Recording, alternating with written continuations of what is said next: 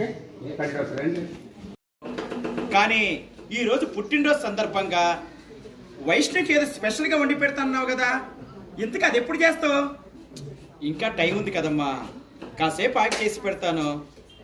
యాజువల్గా సరస్వతి, వైష్ణవి ఏ జన్మలో ఏ పుణ్యం చేసుకుందో నీకు కూతురుగా పుట్టింది సుధా. అదేంటమ్మా, ఎందుకని? ఓకే వరమ్మా, ఇంకా ఈ పనుల్లోనే ఉన్నావు. కానీ ఈరోజు పుట్టినరోజు సందర్భంగా వైష్ణవికి ఏదో స్పెషల్గా వండి పెడతానన్నావు కదా, అది ఎప్పుడు చేస్తావు?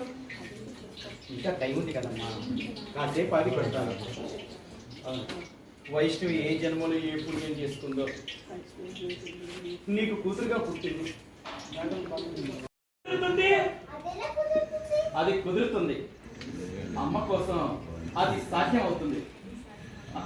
ఏం మాట్లాడుతున్నావే? ఓకే, అమ్మ నన్ను వెన్నెల్ని ఇద్దరిని ఒకేసారి చూడాలంది కదా, అయితే ఈ రోజు నన్ను వెన్నెల్ని నువ్వు ఒకేసారి చూస్తావా? అమ్మ చిన్న షాక్ అయ్యారు మీరు. పింకీ, ఏంటి నువ్వు వెన్నెల ఒకేసారి కనిపిస్తారా? ఎందుకని?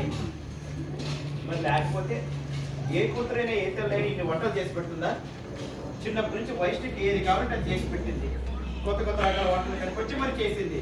అలాగే నువ్వు చెప్పింది బాగానే ఉందమ్మా, కానీ వెన్నెల ఏ పాపం చేసింది మరి?